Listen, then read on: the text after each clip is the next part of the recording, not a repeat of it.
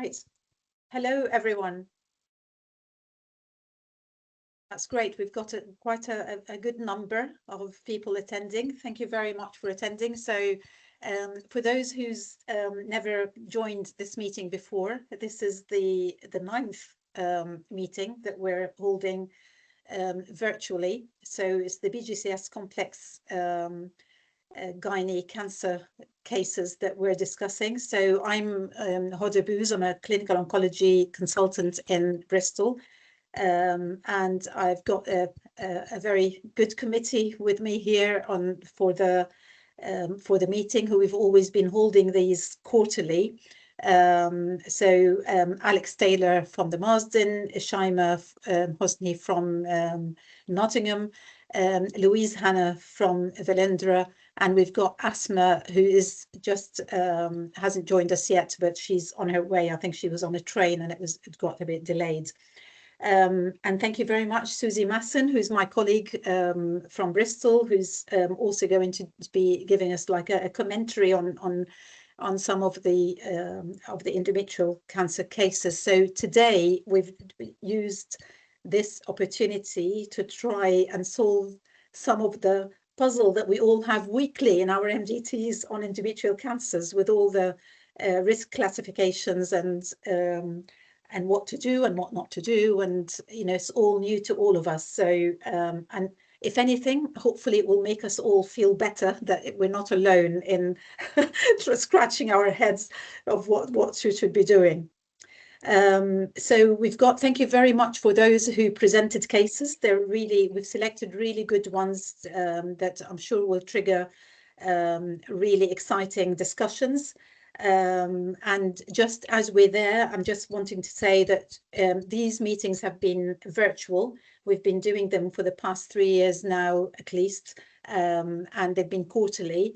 From this year, we're going to start doing a couple virtual, but then there is one per year that is going to be face-to-face with no virtual option in it, just so that we can all get together, and it will be part of the BGCS conference, the annual conference that is held.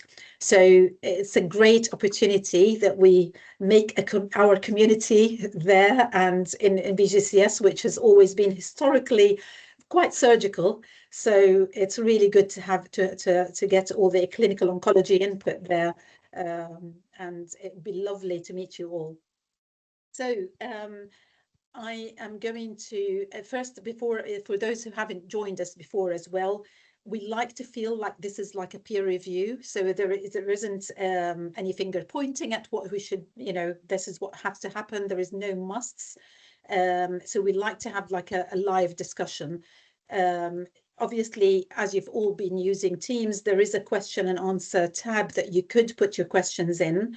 But I have no problems at all if you can raise your hand and unmute yourself, put your camera on, and feel like we're sat around a table, because we'd rather have all of us together in one room and have that discussion. So make the most out of it.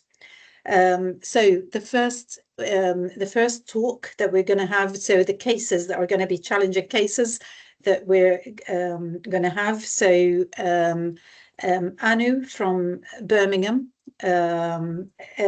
you've got a couple of cases, but you've got Rihan Adat, who's your registrar, is going to be presenting the cases. So thank you very much for sharing this with us, and the floor is all yours. So if you'd like to share your screen, please.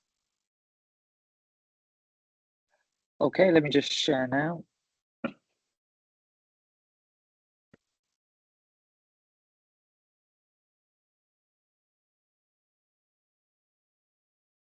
Okay, first I just want to apologize.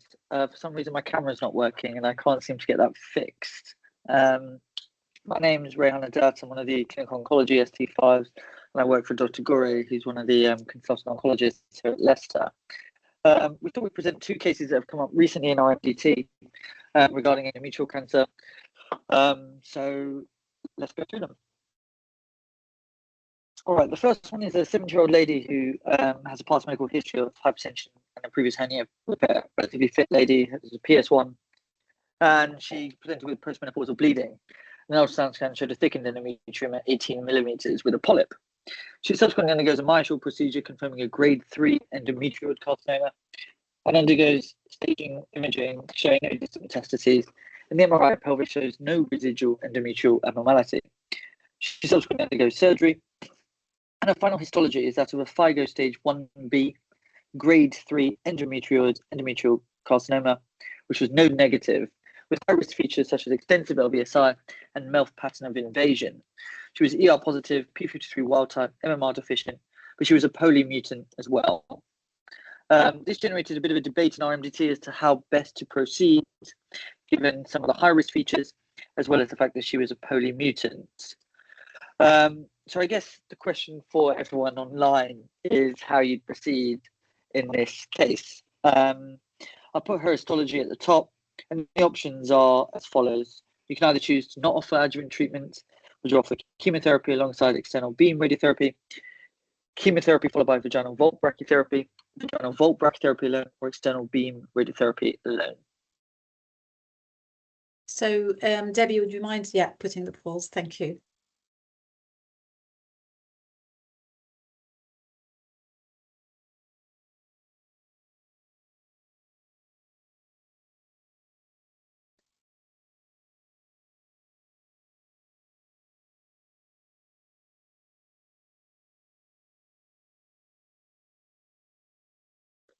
So we'll just give it a few seconds just to make sure that everyone have voted. We've only got 14 and the participants are around 50, so it'll be great if people keep voting, please.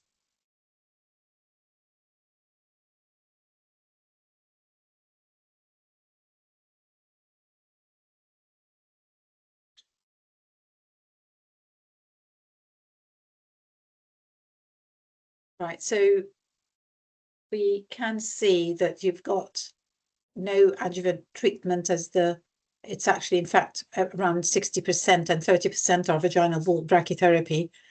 And that's because of the poly mutation. Lovely.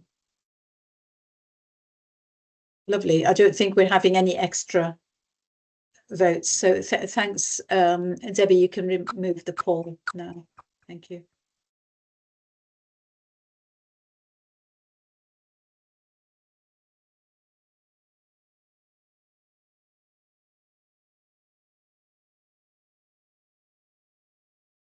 Right, so should I proceed or do we discuss this one first? Anyone has any comments? There is something in the chat. Just let me oh, that's the poll. That's the poll. Anyone has any comments from the panel first? So Anu, you've got your hand up. Sure. So when this patient was discussed in the MDT, obviously, we looked at the molecular markers and said because she's polymutant, that trumps everything, and therefore no adjuvant treatment is the option we would go for. However, one of the surgeons in the MDT then raised the question, oh, she's got a MELF pattern of invasion and extensive LVSI, and we know with MELF pattern there's a higher risk of nodal metastases, therefore does that influence our decision? So I just wondered whether we could discuss this further and have opinions from others with regards to that. It's really interesting case. I don't know how many of us have seen the MELF pattern in patient. I don't know whether if we did a quick show of hands, just pop your hands up if you've come across MELF in reports, in the pathology reports, just out of interest. But it seems to be quite a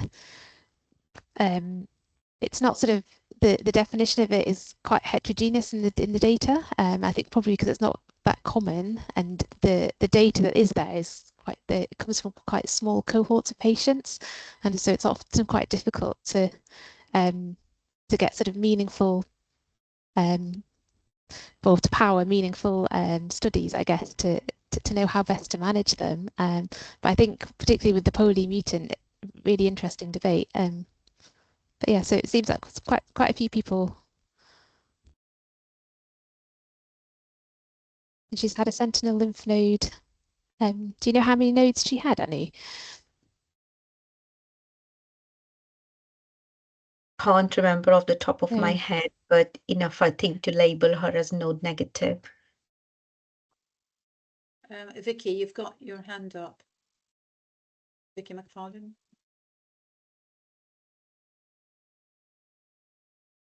Sorry, you might be. Sorry, that was just a mute.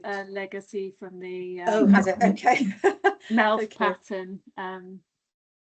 But we agree. We have mouth pattern reported not infrequently. It's probably just dependent on the pathologist, I imagine, and whether it's something they're looking for and recognizing. Yeah. Thanks, Vicky. And Alex. Alex. Yeah, I mean, I was going to say, well, there's a couple of things. I mean, MELF, I think I had to present on this at one point. MELF is a sort of indicator that when there's MELF, there's a higher risk of nodal involvement. So it's a bit like a surrogate of LVSI. We did discuss it, I'm just going to say, as part of the endometrial guidelines, but because it's not an independent factor, it's just a pointer, it's not in itself an indicator, it's sort of part of it. But I mean, this patient's got extensive LVSI anyway, so that it's a similar point. We certainly, and our pathologists feel that actually with polymutant tumours, you're more likely to see this sort of MELF and LVSI as well. And they're sort of saying it tends to be more what they see as part of it as well. So I don't think the MELF itself changes, it's all the other factors you've got there as well. I don't know if you're going to discuss the case, that's fine. But in terms of, I also just, don't know who's going to discuss it, but if not, I will pop up and say this fits. This is more just a plug to say at the moment the setup is happening for the rainbow blue arm for the UK, and that this patient would be the typical patient that would go into that study. And for those of you who don't know about the blue arm, that's observational for polymutant. With the higher risk features, they have the two cohorts, and this cohort of the higher risk, the choice is either observation or adjuvant radiotherapy, dependent on investigator's choice. So they're not committing in the study that you have to just do observation because it's unknown. So they're looking to collect data on both options. But yeah, I think the GTG group and it's going through imminently. So hopefully later this year we'll have it open for people to recruit to. So it was a plug. Good, that's great, isn't it? And I was wondering, Alex, whether we could have another little show of hands, because some people said that they have they do encounter MELF pattern, but is there anybody who actually uses it in their decision making?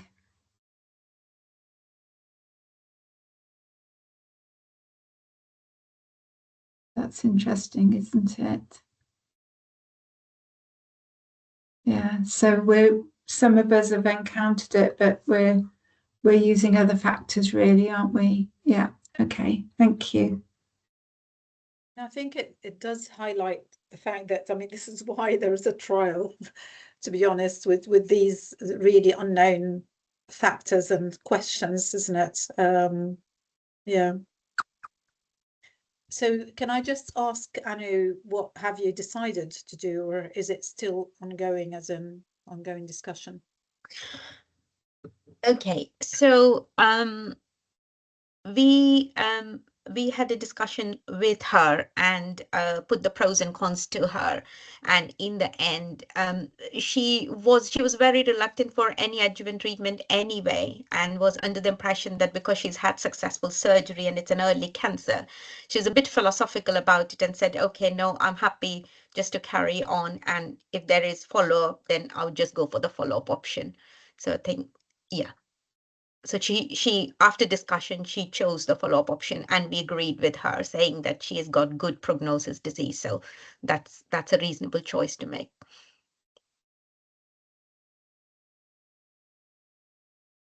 Often it becomes clear when after you see the patient and talk through the pros and cons and look at their comorbidities, like sort of a clearer path sometimes becomes apparent.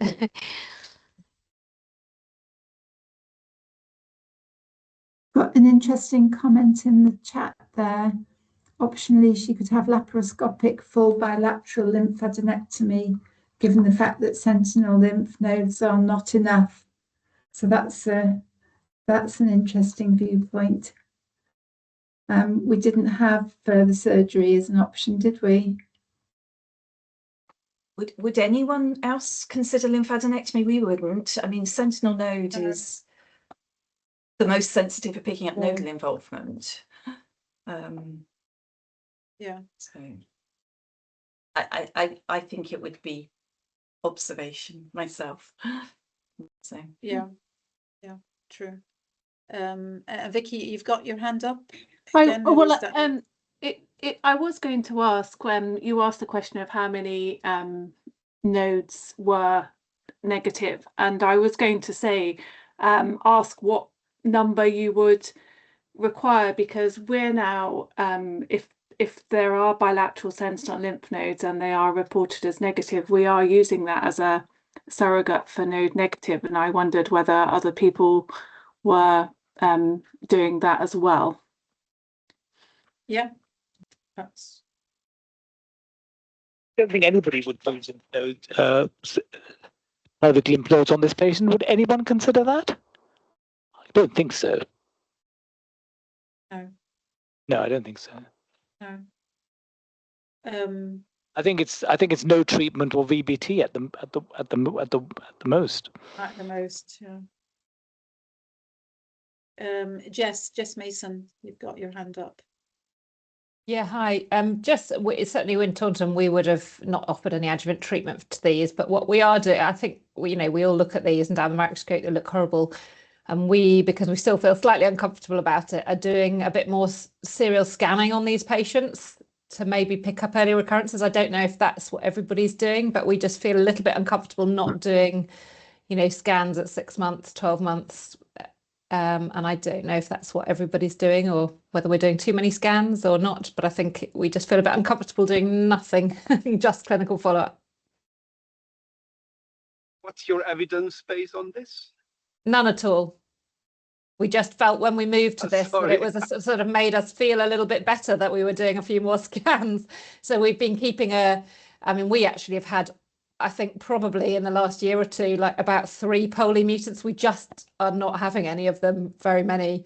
So we've got a tiny list, but we just felt a bit uncomfortable when we moved to this, and there was a change of practice of not keeping a log of them and just sort of keeping an eye to sort of, I suppose, just for our own peace of mind, but no evidence base behind it at all. It's just to make us feel like we're maybe, I don't know, just that's why I'm interested to see if other people are doing it or whether we shouldn't be.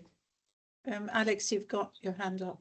I would dispute that. I would dispute that there's no evidence for doing it. I mean, I think you should be imaging anyway to look for nodal relapse. And if you're de-escalating, the whole point of de-escalating without knowing, our standard of care for this patient would have been pelvic radiotherapy if it wasn't for the poly mutation.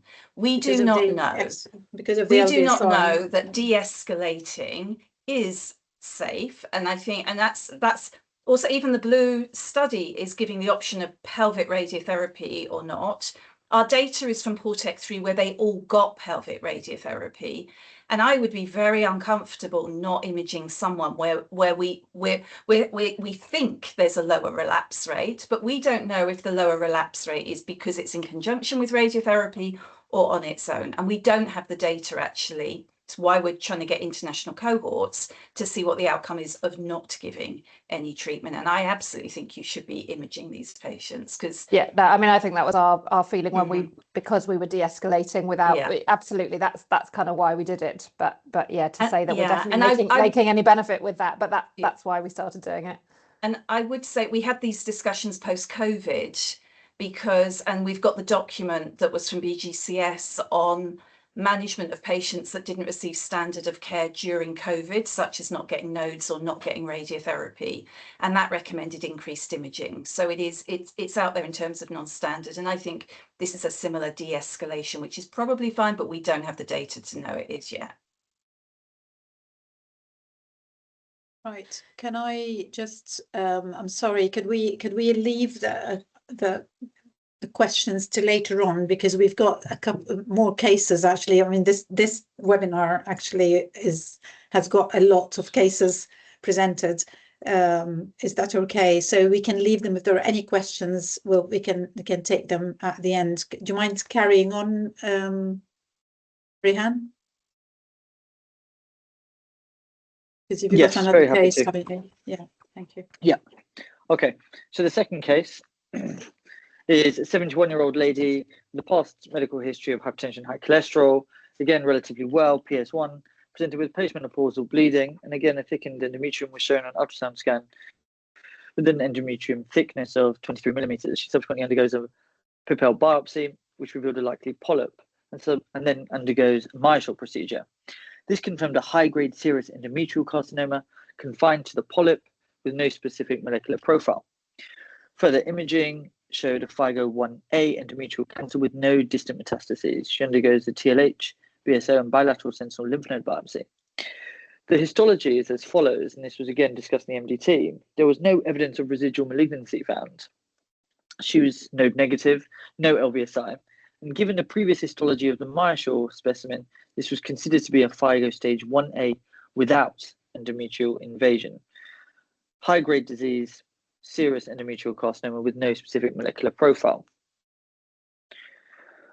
According to the ESGO guidelines in 2021, this sort of histology would have had an intermediate risk. And in the ESGO 2025 guidelines, although this is high grade without myometrial invasion, this is deemed to be uncertain risk.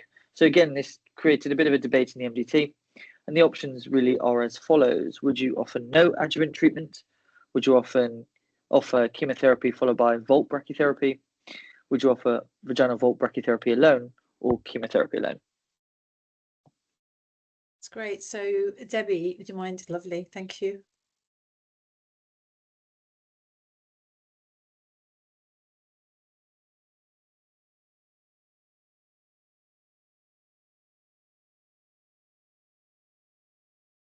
Just going to wait a few seconds. We've only got 7 responses. Please keep them coming. At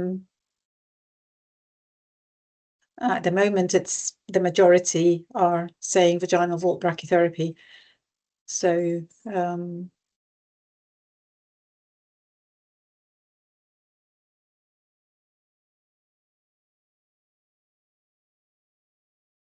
I'll leave Louise and Shaima to.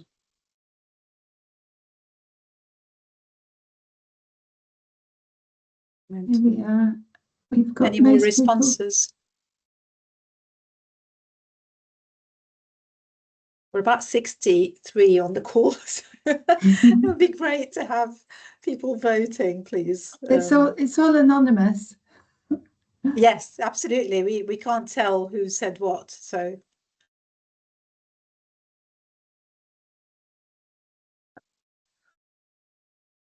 Okay, would you like to comment, Louise? Yeah, so I mean, this is a really interesting one, isn't it? We do see this from time to time, obviously, and you know, serous endometrial carcinoma, in you know, without myometrial invasion or confined to a polyp does seem to be a little bit of a category on its own, doesn't it? Most people have said vaginal Volt brachytherapy alone there, but we've got a few who've said no adjuvant treatment, and then even fewer chemotherapy followed by vaginal Volt brachytherapy, and then nobody's going for chemo alone. So, I mean, that's fairly strongly in favour of vaginal Volt brachytherapy alone, isn't it?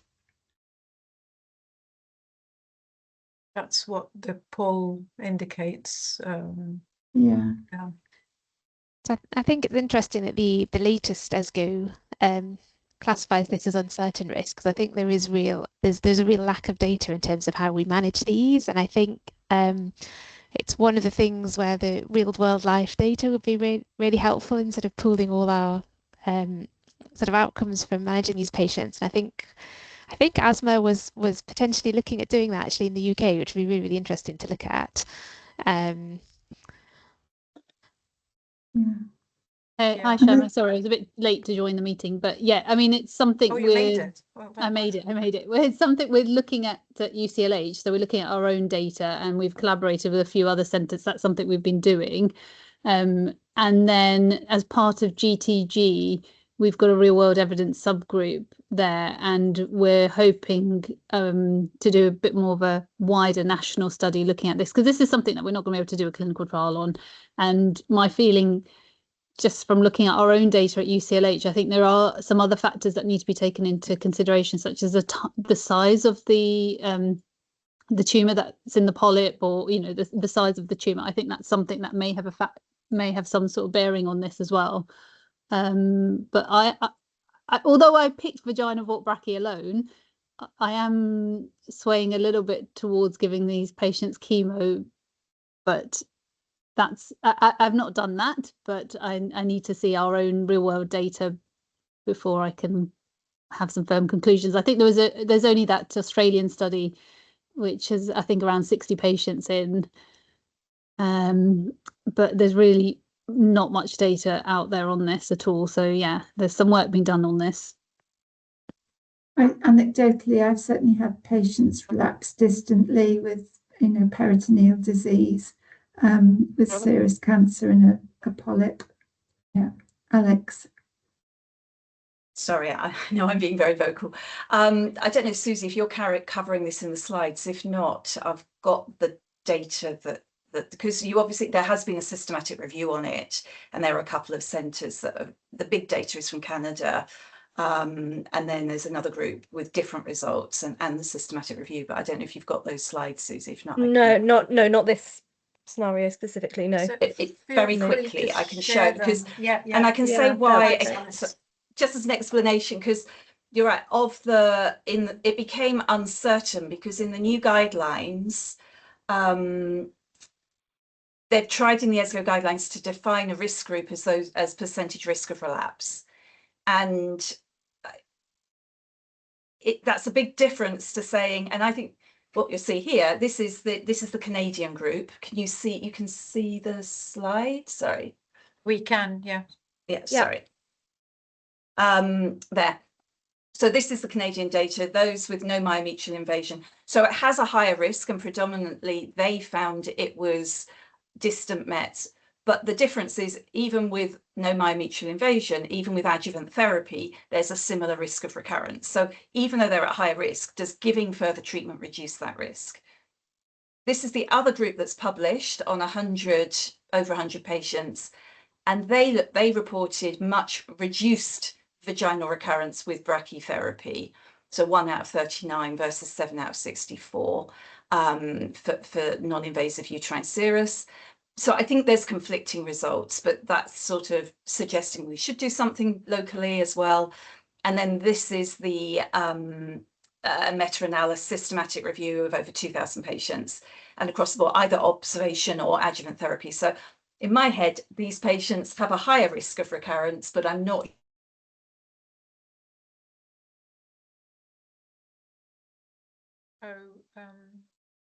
Alex froze, I think. Yeah, I think Alex is frozen, hasn't she? Yeah, I think we've lost her It's a shame temporarily. because she was making some very good points there. Pretty. Yeah. Why We just go. What do you think, Louise? Should we get Susie to present hers, and then Alex could add those at the end, unless someone else have anything until we get Alex back? She might log out and then again. I think so. Yes, there aren't any other unless there's any other comments or queries about this. Are you happy with that, Rehan and Anu? Are you happy with that? So we'll get Susie to present some of the data, and then once we get Alex back, she can. Definitely, no problem. Very happy. Yeah, lovely. Yeah, but thank you very much to you and to Anu for those really interesting cases, which, as you can see, they've triggered a lot of questions, which is why we're holding these. So it's really good. Okay. So share your screen.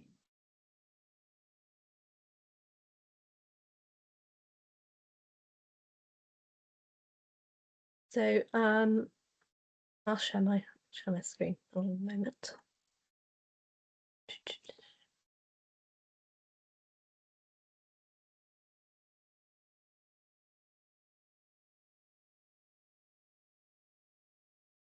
great. There, you see my slides okay? Yeah, perfect. Thank you. You've so hi, I'm Susie Masson, a consultant in Bristol. So I'm not specifically commenting on the two cases that we've had presented, but this is more of a just a fairly brief, broad brush overview of where we are with the guidelines at the moment. So a lot of this is I'm sure very familiar to most of you, but hopefully a little bit of an overview and revision of where we are and why we're talking about the things we're talking about. Reason why we need updated guidelines is because there's emerging evidence to support the use of adjuvant oncological therapies post-surgery in endometrial cancer, and of course the molecular characterization of tumours has now a much bigger influence on those decisions than even a short number of years ago, and that's led to considerations for both escalation and de-escalation of post-operative treatments in this very diverse group of patients. I've just put the what we call the old staging, the staging system we are currently using in our MDTs, and I think I've just seen an email recently from BGCS to say they would still support us using this staging system for the time being, and then obviously the 2023 staging is relatively unusual in terms of staging system, and that it incorporates some of the molecular findings as well as the the extent of invasion of the tumour, which is very different from any staging system that I've been familiar with using before. So it has put a cat amongst the pigeons to some extent, but hopefully with being able to put all this information together now, we can make more informed and effective decisions for our patients. So going back into the mist of time, it has been recognised for a long time that there are different types of endometrial cancers that carry different risks of prognosis and of recurrence in the long term. Typically, two different types being those pre-menopausal patients with obesity and unopposed estrogen, as compared with the older postmenopausal more mixed histology types, which are the ones that have traditionally been felt to carry the higher risk in the long term. Which sort of became a bit more sophisticated in the 21st century with adding an intermediate risk category, stratifying people by grade, and making a distinction between endometrioid and non-endometrioid types. And then that's been further honed with the introduction of looking at LVSI in addition to those factors. And so molecular subtyping has had a big impact. The way in which the particular markers that are considered to be important have been identified is mainly through the Cancer Genome Atlas, which was a project looking at whole genomes and exome sequencing of cancers, and then retrospectively mapping to clinical outcomes to look for markers that may help us to stratify risk in these patient groups. And of course, we know that the ones that we are using in clinical practice now are presence or absence of MMR deficiency, P53 wild type or mutation status, and poly status. This is the slide that I'm sure lots of you have seen before, just illustrating the now 4 different subtypes of endometrial cancers, from polymutant on the left, which are felt to be the very good prognosis cases, to the P53 abnormal group with the mixed more non-endometrioid histologies, who are more in the high risk category and potentially gain more from systemic therapy with chemotherapy in the adjuvant setting.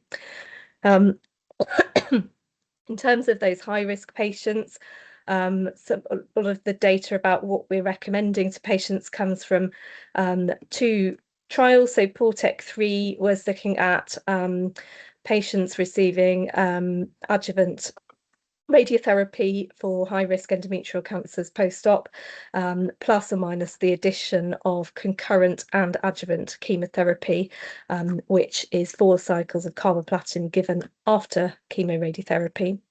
The initial reported outcomes from this were that there was an improved failure-free survival with the chemoradiotherapy, basically with the addition of chemotherapy in all comers.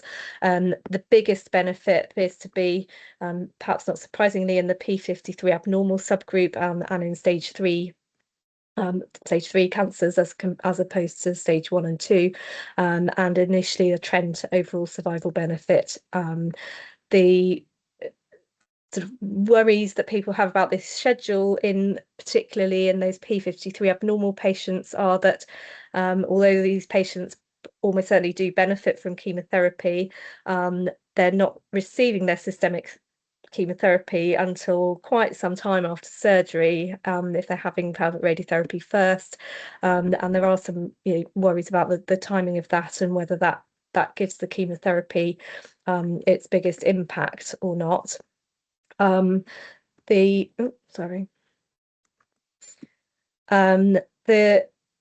an update a couple of years ago now, looking at retrospectively looking at the molecular subtypes in the PORTEC-3 group, and again the big thing that's come out of this was that the P53 abnormal group, actually there is clear evidence of a benefit from chemotherapy.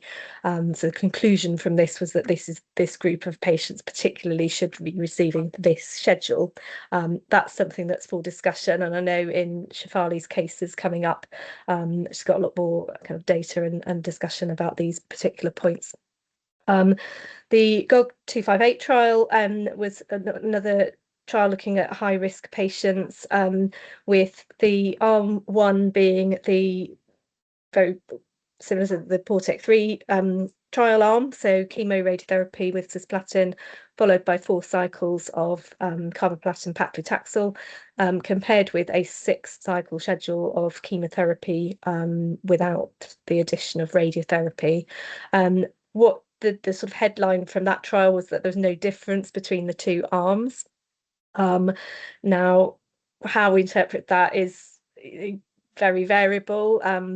This could indicate that actually, these patients maybe don't need radiotherapy, or that again the timing of the chemotherapy, the systemic chemotherapy treatment, may be playing a part in that may reduce the efficacy in this chemoradiotherapy group because they're not receiving the chemotherapy until later in their adjuvant pathway. So the conclusions from this in the high-risk group is that there is definitely evidence that some patients, particularly those with P53 mutations, benefit significantly from chemotherapy. Unanswered question is whether radiotherapy is necessary in all high-risk cases. We talked about some concerns about the timing of systemic chemotherapy, and retrospective analyses using these molecular subtypes can give us valuable insights. So I've just put case discussion 2 because that's what we're this is the topic of the next discussion. I've just put in the table for the of the new guidelines. This is just for the stage 1 and 2 patients, just to indicate the different risk groups. So we are kind of saying in these guidelines that anybody with a poly mutation is low risk, and according to the guidelines don't need adjuvant treatment, but again, there's a lot of variation between the different stages within that group. The MMR deficient group I haven't really spoken very much about here, but these are the patients who are more intermediate risk, and the focus is currently now on looking at the use of immune checkpoint inhibitors in that group. The grey areas, one of which we've already discussed, I think it was this one. The guidance is that, as Alex said, you know, we may see that these patients have a higher risk of recurrences than patients in the lower risk subgroups, but what the impact of adjuvant therapy has on these patients is the thing that is really unclear. And then the red group being high risk, I think the main thing to say is that there is a role for chemotherapy in this group, but I don't think that we're quite there with knowing exactly what the schedule of adjuvant treatment is for every patient in this category. And I think there are probably different shades of pink and red within there that will need to be taken into account for each individual patient. This was from a previous talk, as I highlighted a few things. So this is what the text of the guideline document says about high risk patients. So as you can see, there are, even within that red group, a number of different things to consider and potentially different options. So there is no one size fits all, I think, is the main thing to say, and there's still work to do about stratifying exactly what's of most benefit for individuals in that high risk group. So I just added this slide in because it's been mentioned already in the talk about Rainbow. So, you know, this is hopefully going to answer at least some of these unanswered questions and give us further data about the effectiveness of more sort of intelligently targeted treatments in the molecular era for these patients. So that's exciting that that's starting to get going. That was all I was going to say, really. So hopefully it just, I'd say, gives people a little bit of a revision of what's going on. Amazing. Thank you very much. Yeah, that's great. And actually, yeah, I don't think we can't wait for Rainbow to kick off and get reported, to be honest. I think it's that's the bottom line, isn't it? So with those grey areas. But thank you so much. There is in the chat, Hodder, about could we have a show of hands of who gives chemo first? I think for us it's a case by case, to be honest. Yeah, I mean, it depends, doesn't it? I think we might be able to, it might be good to do that poll after Shefali's talk. Yes, I think so. I think I'm just, I don't want people to start logging off at the end, because we really have really exciting talks coming up. So let's head to Shefali's talk, which again, thank you very much for sharing it, Shefali, and thank you for adding a lot also. Thank you. All the comments and things. Thank you. You've done a lot of work in it. Thank you. Hi, good evening. So my name's Shefali. I'm one of the consultant clinical oncologists at Birmingham, and I'm specifically looking, just following up on the discussions that we've just been having on complex decision-making in MMR deficient tumors. So there are two cases. The first one is pretty standard and common. A 75-year-old female. She presented with postmenopausal bleeding, had some comorbidities, high blood pressure, high cholesterol, back pain, etc., high BMI, and a performance status of 1. So this is her MRI, and she's had a full staging. There are no nodes, but the MRI shows a vascular tumor in the endometrial cavity and with deep myometrial invasion.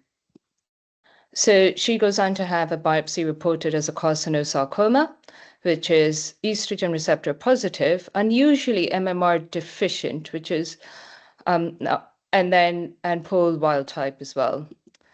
So she has surgery on Christmas Eve, including a bilateral sentinel lymph nodes and an mental biopsy. And her final staging is stage 1B, uterine carcinosarcoma, according to FIGO 2009, and it would be 2C MMRD, according to FIGO 2023. And she's P53 wild type with substantial LVSI and MMR deficiency with a hypermethylated MLH1. So some of the unusual features to just point out here, that she has a carcinosarcoma, which has been excluded from most adjuvant endometrial trials. And she's MMR deficient and P53 wild type, which is also unusual in carcinosarcoma, but possible. So her high intermediate risk features are her age, her grade, and deep myometrial invasion, substantial LVSI, but importantly, she has sentinel lymph nodes, and certainly in our center, we're quite happy with the sensitivity and specificity. If their sentinel lymph nodes are negative, they are negative for nodes as far as we're concerned. So it was, what adjuvant treatment would you recommend on the NHS? So just to clarify, immunotherapy and adjuvant immunotherapy is not available as an option here.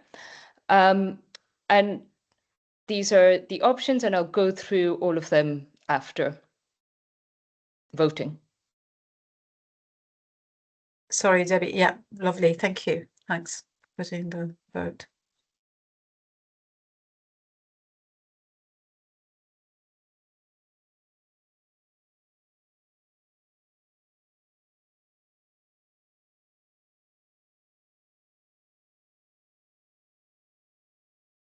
So can I ask people to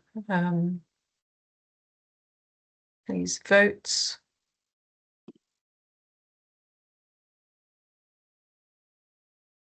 Just remember, we can't actually see who's voting, but we're just interested about the numbers.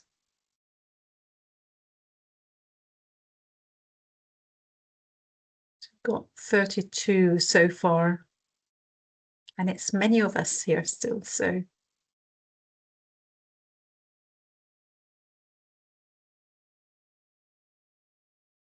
Right, so we've got 47% saying adjuvant chemotherapy, 4 to 6 cycles, and then chemo-RT. Hardly anyone saying vaginal brachy, only about 3%, or external beam radiotherapy, and then, so external beam radiotherapy and chemotherapy, then brachytherapy. Should so I Stefani, what do you think? Carry on. Yeah. Because then lead into the discussion. Would that be okay? Yes, absolutely, absolutely, yes. Because you've had the discussion on the slides, so it's great. So just it's interesting, the data that's come out, because if you strictly go by the ESCO-ESTRO guidelines, this is the MMR deficiency downgrades her risk and puts her in a high intermediate risk category, where your standard treatment would be EBRT. And you can consider VBT if the lymph node dissection or equivalence of sentinel lymph node biopsy has been performed and is pathological and zero. But I mean, clearly VBT alone was not popular, and neither was EBRT alone in our poll. And in us as well, so just looking at trial evidence, this patient would have been excluded from both PORTEC 2 and PORTEC 4A. It included 1B grade 2, but not 1B grade 3 cancers, and carcinosarcoma was, of course, excluded as well. And we did not consider the patient suitable for VBT alone either, despite these features that we've just discussed. So this patient would have fit criteria for PORTEC 3, so which was the most popular, I believe, of chemo and chemo plus EBRT. And she would have fit the criteria for GOG 249, which looked at 3 cycles of chemo and VBT. But by virtue of being a carcinosarcoma and not just grade 3, she would have been excluded. And looking at the current trials or more recent trials that are there in the landscape, she would be eligible for the standard arm of Rainbow Green, which means if she was randomized, her standard of care would be EBRT alone, which wasn't popular either. So if you were to recruit this patient into Rainbow, you're saying your standard of care is EBRT alone, which we are not choosing to do outside trials. Now, most PORTEC studies have approximately 25 to 50% of patients with a lymph node dissection. So that's a little bit different, where a lot of our patients and all the cases presented are having sentinel lymph nodes, which is great. And looking at the Keynote B21 trial, which has been published, and it defined high risk as stage 1 or 2 non-endometrioid, which is our patient, or P53 mutant, or high stage 3 or 4. And I was looking at addition of IO, but the standard arm of Keynote B21 was 4 to 6 cycles of chemo plus or minus any radiation therapy as per physician choice. Carcinosarcomas were included, so this patient could have been on this trial, but more than 3/4, 80% almost, was stage 3 or 4 in this group. So, underrepresented in this trial. Lymph node dissection was really common, though. More than 90% of patients had it, so that fits our patient. And up to 73%. So when it was left to the physician to make a choice, 73% were planned some radiotherapy, with VBT alone in 9%. However, again, 3/4 of these patients were stage 3 or 4, so it doesn't really give us too much information on this particular scenario.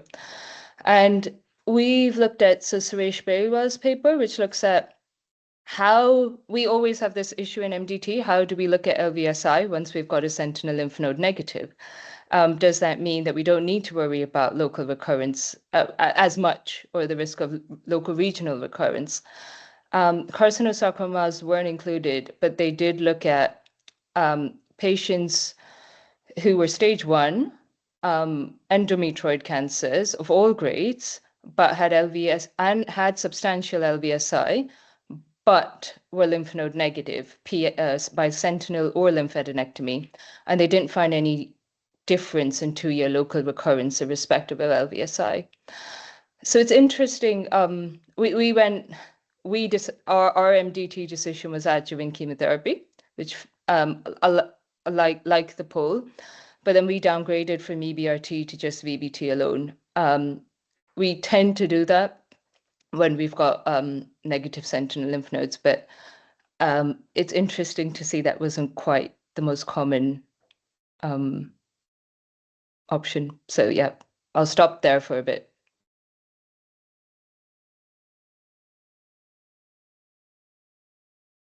Thank you very much. That's great. Asma, do you have any comments? Shefali, I'm one of them who picked external beam radiotherapy alone. I think in this case, I think we have to go by the biology would be my thinking, and the molecular biology is what I'm talking about. And she's an MMRD with a P53 non-mutated cancer. And it's a carcinosarcoma. I mean, that's extremely rare. I would question whether it is actually truly a carcinosarcoma, and I'd want to have that pathology looked at again.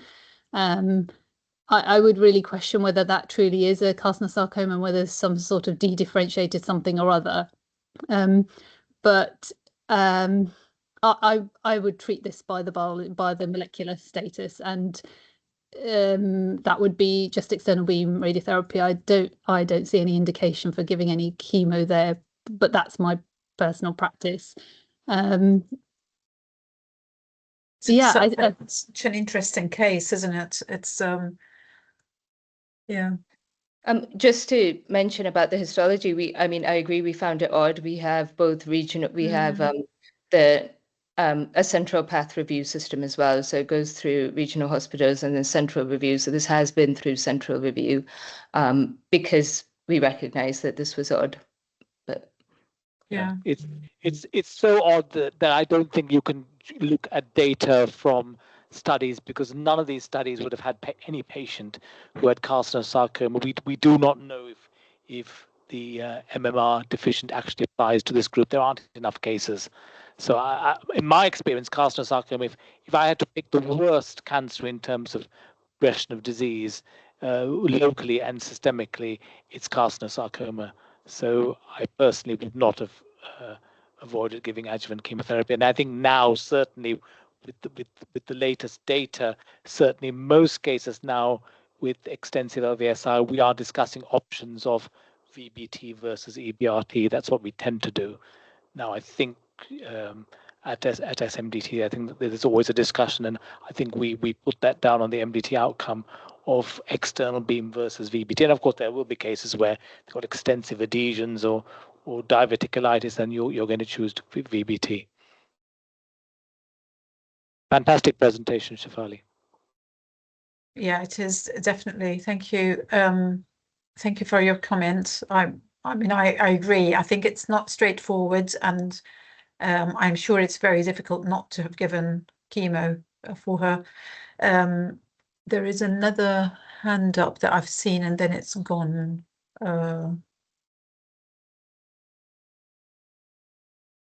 Okay. Mark. So you've got your hand up. Sorry, this is a new ask, but in PORTEC, MMRD was a relative sign of chemo resistance, and that's put me off giving chemo, usually when the patient has not been keen on chemo either. But I feel slightly out on a limb at times just using MMRD to put me off chemo.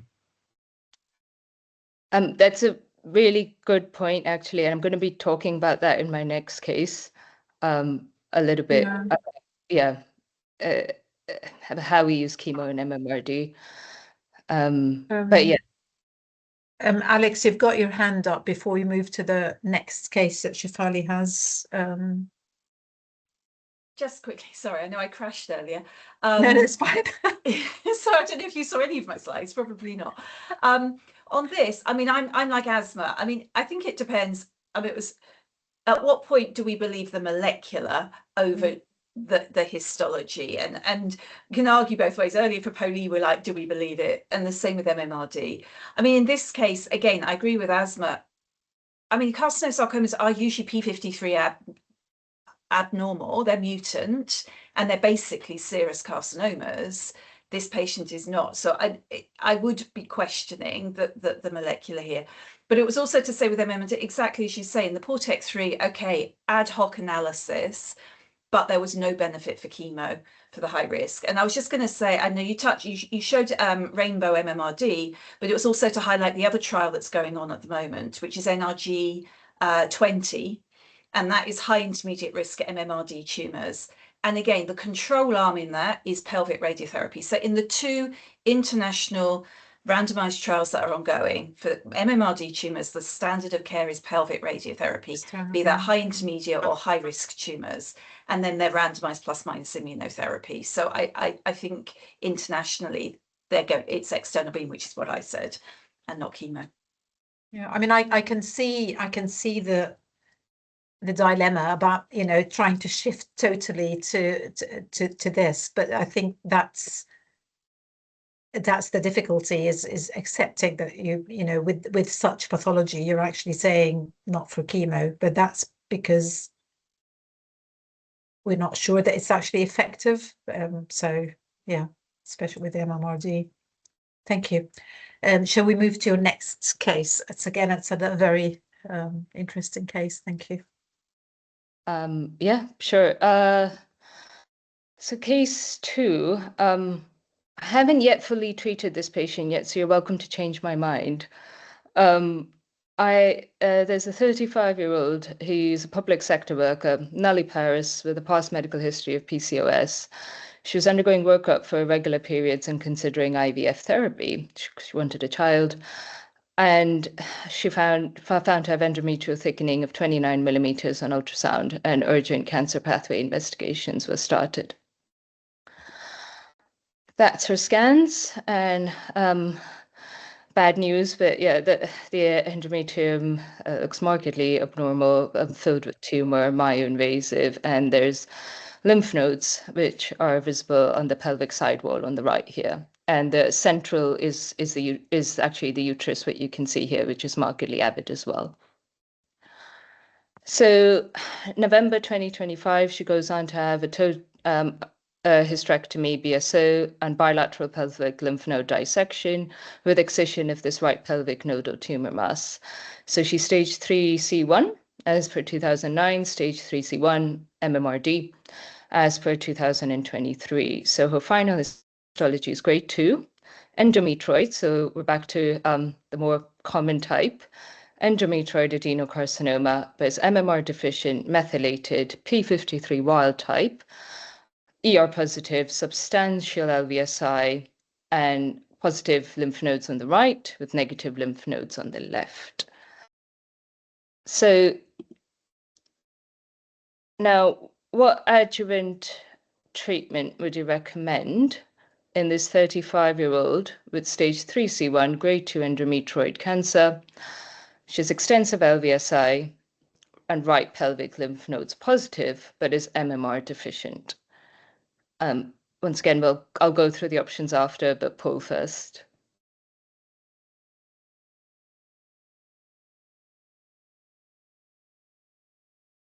Sorry, I'm just trying to find the poll. Just bear. Oh. Yeah, sorry. Thank you. All right, Debbie will share the poll now.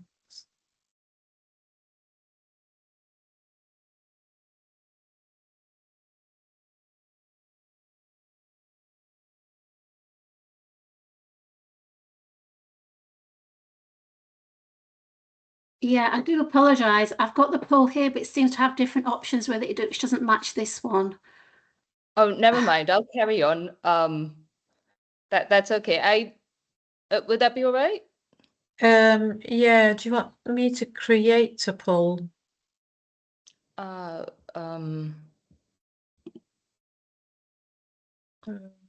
maybe I've just written down the wrong slide when we decided what the polls were. I can create one, but I'm not sure. It'll take a bit of time. Doing now. I'm just not gonna.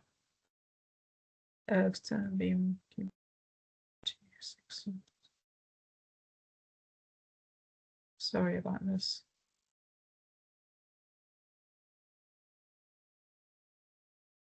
Shefali, is this slide 16?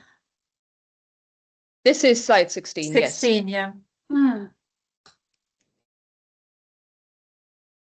Yeah, so the ones I've noted down, I've got different options. I don't know what's happened there. Have you got another poll at all in here that I've maybe got by mistake? You have one. There's one more at the end, yeah. Oh, sorry, I thought there was only two, so maybe I've taken the other one by mistake. Shefali, I can't see whilst I'm doing the poll. So external beam radiotherapy alone, chemo and chemo RT. And then chemo alone 6 cycles. Okay, I'm not just in the matter of so I'm putting it without the question. So sorry about this. Just so that it's quicker.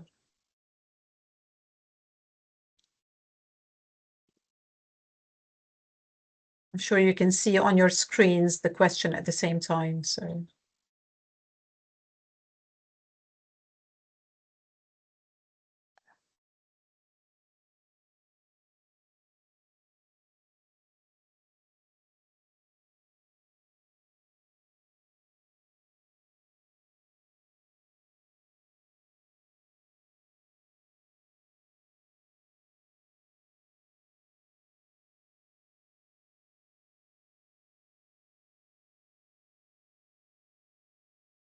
Right, so far we've got 30 responses and you've got the majority saying chemo and chemo RT. Yep.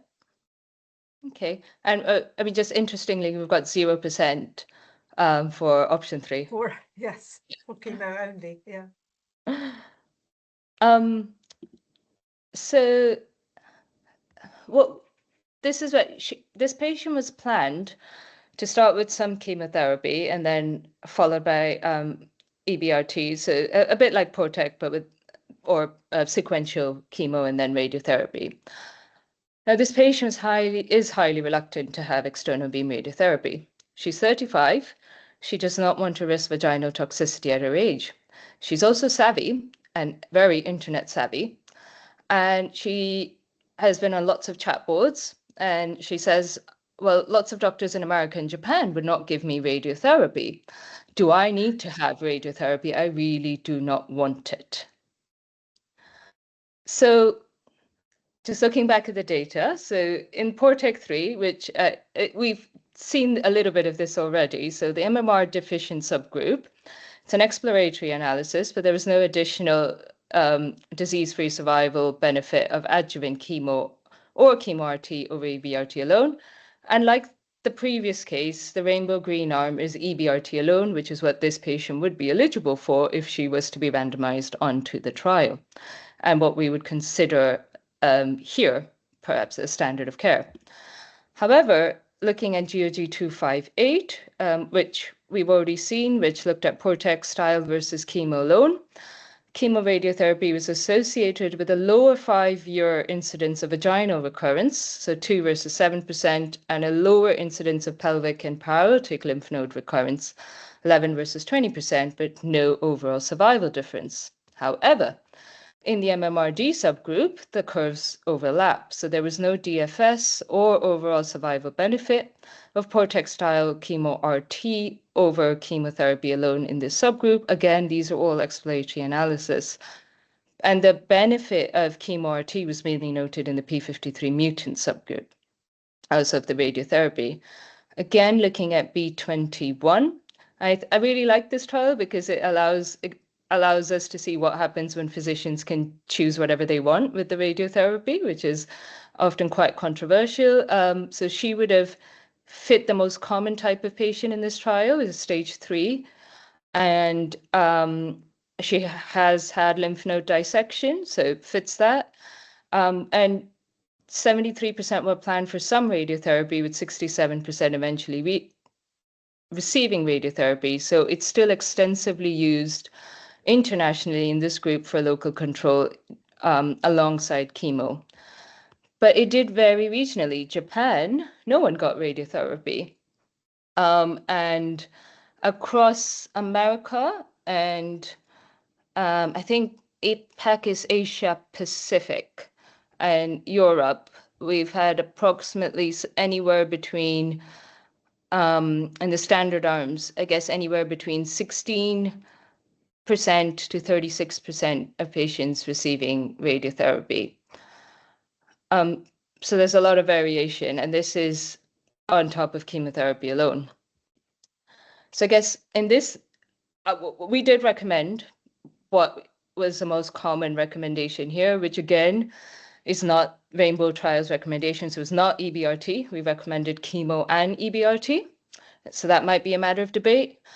But especially when she's young, her choice is to avoid it. Secondary cancer risk, late toxicity. Can we safely omit EBRT for this patient? Yes, we can as an option without DFS or survival detriment, or no, would I counsel the patient that upfront EBRT is just really important for disease-free survival benefit? So there was a poll here. I don't know if you've done that, Debbie, for that slide. Sorry, but which poll's this one? I'm sorry, I'm lost here now. Let me do it. It's fine. I mean, I guess just yes and no. Is it the patient factors? Yeah, okay. Yes. Oh, you've got it. Thank you. Okay.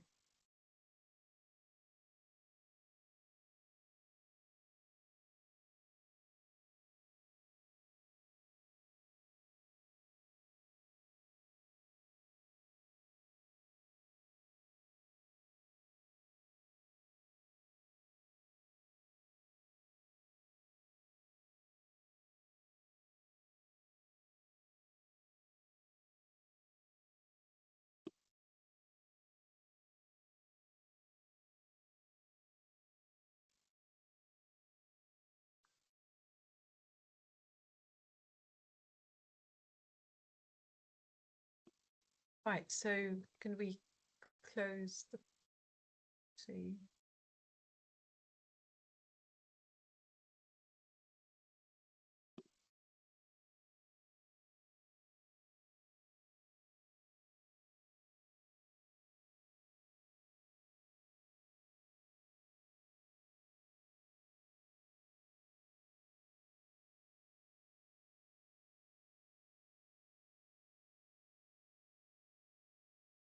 Okay, so you can see the majority would counsel the patient for external beam radiotherapy for disease-free survival and survival benefit, which I think is what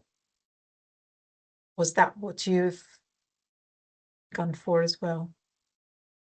So what was the popular answer? Yes or no? I can't see that. Apologies. It was no. Would counsel the patient that upfront external beam is important for disease-free survival and survival benefit. Yeah, I haven't. I haven't. So I said I haven't made a decision yet. There is an option of saying, could I just salvage the patient if she recurs later, which I think someone's already mentioned very kindly. Exactly, there was a comment on there. Yeah.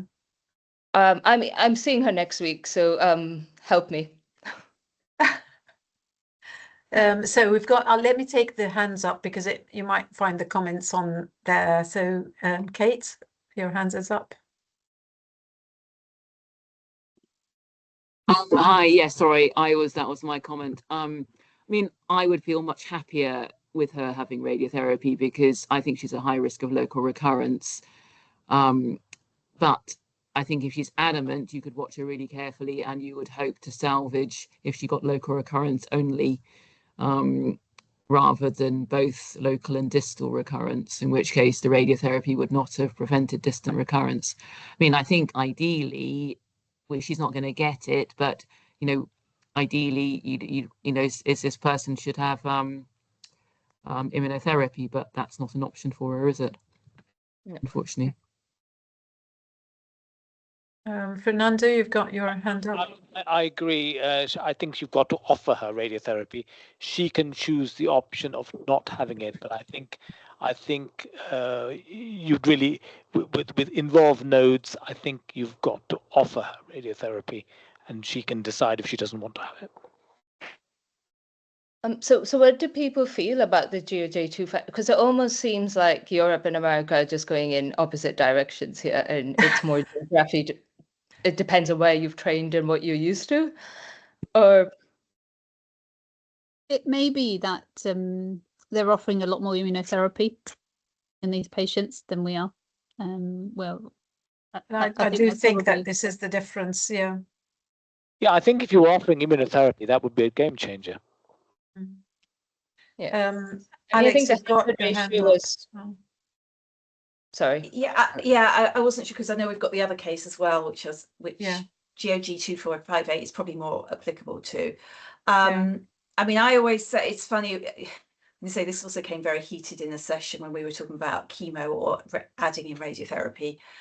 I don't think GOG258 is applicable because in GOG258 the patients had systematic lymphadenectomy with a median, I think it was 15 lymph nodes removed plus para-aortic lymphadenectomy, and you're including patients, and then you've also got stage 4 disease in there as well. And despite that, you still have a significant difference in loco-regional relapse with radiotherapy. I think most patients just have sentinel node. And in this patient in particular, she didn't just have a microscopic node, she had a huge node that was glowing on a PET scan.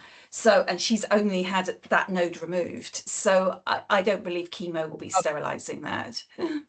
No, I agree. She has had a systemic lymphadenectomy in addition to that, but it was the size of that node that was making me uncomfortable. I might have been swayed, but it's very much that size of the node that is making me think I'm going to push a bit more for radiotherapy. Okay, well, I'll withdraw. I didn't realize anyone was doing systematic lymphadenectomy anymore, because yeah, I mean that becomes your toxicity.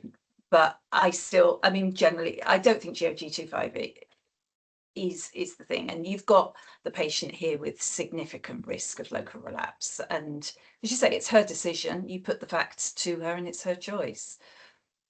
And it seems like she's very strong-minded. Yeah. Yeah. Yeah. Thank you. That's it. I just say I don't think they're doing central lymph nodes if there's an enlarged lymph node on on presentation. I don't think they're doing sentinel lymph nodes on those No. sort of cancers. No, But you no, would that's debulk, you fine. debulk macroscopic disease. I mean, again, guidance now does not, it says specifically not to do systematic because you've got the stage, you've got that it's node positive, and that's the only reason to do systematic node dissection. Thank you. Thank you very much, Shefali. They're really interesting cases. Thank you very much, and I hope that helped with, with your decision of what what you're gonna do with her next week. But I mean, it seems like she's an intelligent lady, and you probably just need to give her the facts and say that you've had that discussion as well. So yeah. Okay, that's brilliant. Thank you so much. And there is the final presentation. Lydia Udin, who's a clinical oncology registrar from Cheltenham, also has quite an exciting and complex case, which that would be the last discussion for today. So thank you very much for those holding on with us. That's great because it's, please don't log off because it's quite a good good presentation. So Lydia, are you all right to share your screen, please? Yes, I'll do that now. Thank you.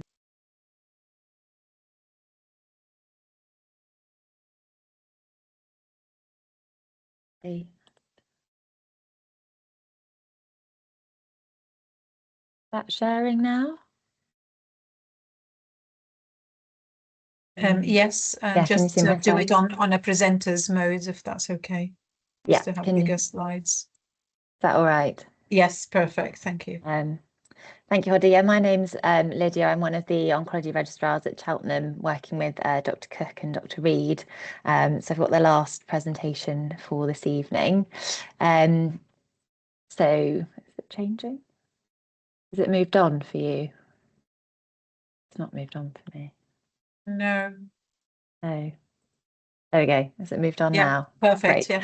Yeah. So this was a 68-year-old lady, PS0, only past medical history was a raised BMI and previous laparoscopies for sterilisation reversal.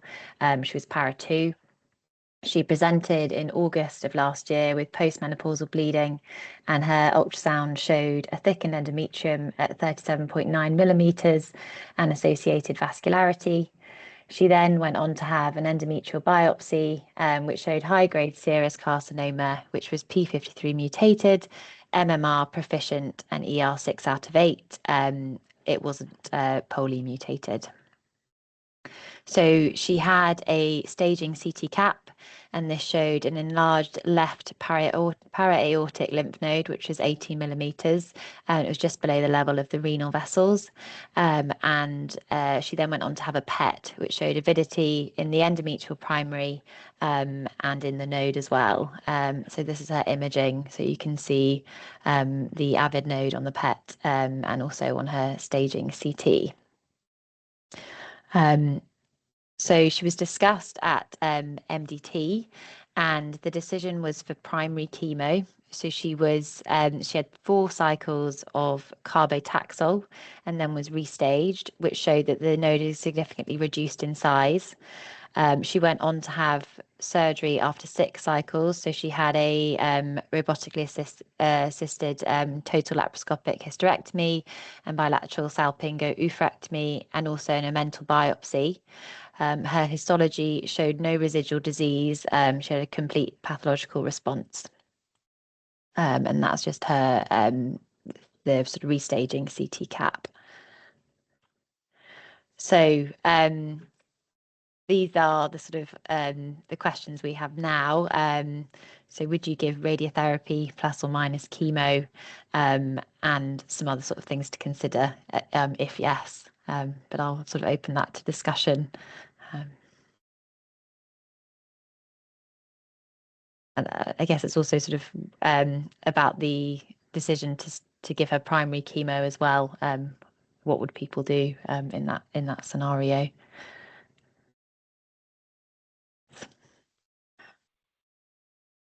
Don't know if there's a poll. Interesting. There is a poll, and the poll actually, so there are 18 people that have voted, and all of them said yes. Okay. Okay, so for those who voted, not even just the voted, you know, if people have actually not voted, please vote again. If yes, would you repeat? Is a repeat PET-CT needed?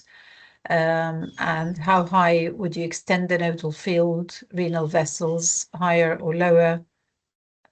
So actually the poll won't work here.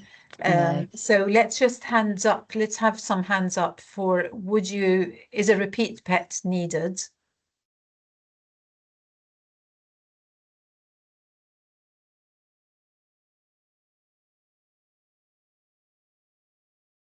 So yes, you've got a number of people saying yes.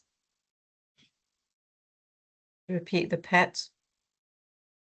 And then if you write in the chat, please, if you were to give radiotherapy, how high to extend the nodal field, the renal vessels, higher or lower? I'm sure not lower, but No. so to the renal vessels.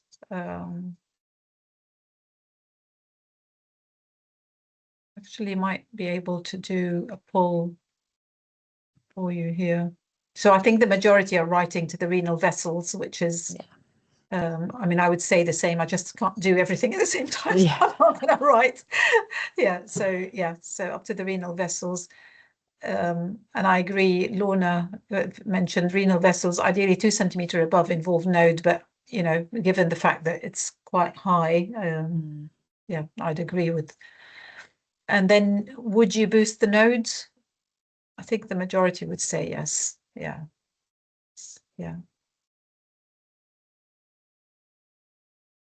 Yes, and majority are saying yes. Yeah. Okay. Thank you very much. No problem. I'm just going to stop sharing so I can see the polls. Alex, do you want to do you have any comments on this? Because I know that you've been frozen on your frozen on other Sorry, we did see some of the slides. I think a couple of them, and then it you froze. It was very clear that you've on this one, I mean, really, this is where. So this is the section where we had a big argument in the ESCO group. But I mean, this is technically locally advanced because she's actually got residual disease post as opposed to adjuvant. This is actually locally advanced disease. And again, the guidelines or what the recommendation is chemo and radiotherapy with a boost to the nodes. Again, it's sort of echoing a little bit what I've said before in terms of GOG 258 where this overlaps, but here you've definitely got a node that's residual. So I think, as the vast majority said, we would give radiotherapy and boost this. I suppose the question mark on these patients, and we would do generally the same as you did, is when the patient goes for surgery, do you try and debulk that node up in the periaortic region? I think we tend to feel that we get such good control nowadays, don't we, with boosting nodes, that the patient would have hysterectomy and the surgeons sort of assume that they're going to get radiotherapy afterwards and leave the nodes to us to deal with when you've especially if it's a tricky, especially if it's a tricky node to be taken out. Absolutely. I think that was the discussion in this case, was to treat with radiotherapy afterwards, so not resect that node. I think for lower para-aortic the question would be different because they can get it out, but the higher ones, that's where the risk starts. Thank you. I don't want to keep people. If anyone has any questions from what we said, please raise your hands. And it's great to have 60 people still on the line, which is great actually. So I think everyone is very tired. Just remind everyone about the session at BGCS because it's going to be really so good. I'm actually doing it now. So am I sharing my window or not? Not yet. Not yet. No. Okay, let me just okay. So that is sharing. Yeah, got it. Right. It's disappeared No, again. it's gone. Sorry, just a second. While you're getting that up, Hodder, do you mind if I just quickly plug BGCS membership as well? Please, Yes, yeah, everyone, I mean, I become was a gonna member. actually mention it at the same time, but do, yeah, please. Yeah, please become a member. Your registration will be cheaper. You get some additional benefits. I think it's really important to have a real multidisciplinary representation at the BGCS, and that only happens when we become members of it. So please become members. It's not expensive. I think it's like £100 or something like that. It's quite cheap compared to other memberships, and you also get the benefit. I think they're still doing the IGCS. You get dual membership to that as well, so it's additional benefits there. So please join. Can you see my screen, or is it not clear? Yeah, we can see it, but if you put the let me slideshow on. I've shared the. Okay, maybe I've slideshows that. Sorry, I'll jump in while you're doing that, just to echo what Asma said. Yeah, go ahead. Yeah. Because as Asma said, if you're a BGCS member, you're automatically a member of IGCS. And from IGCS, again, for those of you that are interested, IGCS is looking for more radiation oncologists to be involved in the sort of education and the mentoring and the multidisciplinary boards that they do monthly with the low-income countries. So if anyone's interested through the IGCS, it's a good way to get involved. Lovely, and I'm sharing now the session. So what we're trying to do, as I mentioned at the beginning, that what we're trying to do now is that with those meetings that we're doing, we've always been doing them virtual. As you know, this is the 9th one. So we're hoping now to always join the BGCS annual conference. And this is going to be part of the meeting as a whole session just for us as clinical oncologists. Again, we'll make it a theme that we discuss complex cases. The upcoming one will be on vaginal cancers. We have invited Remy Note for the Embrave clinical trial. And also Primoz is going to give us also a talk about Embrace 3. They are giving other talks during the conference as well, but I'm just highlighting that when you're registering for this, which I really love everyone who's been attending those meetings to come and attend. Obviously, you'll need to register for the whole conference. And as Asma said, please become a member of BGCS. It's not just a surgical group.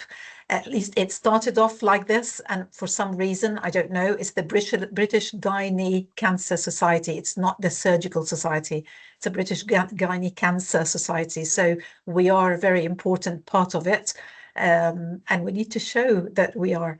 So, and if actually people do attend, it means we've got more chance of carrying on with this type of thing and actually creating a community for us that we're very close knit. And it's really lovely for peer review as well, because we can discuss cases together, and that's what we absolutely need. And it's becoming crucial with all the uncertainties and all the new things coming in.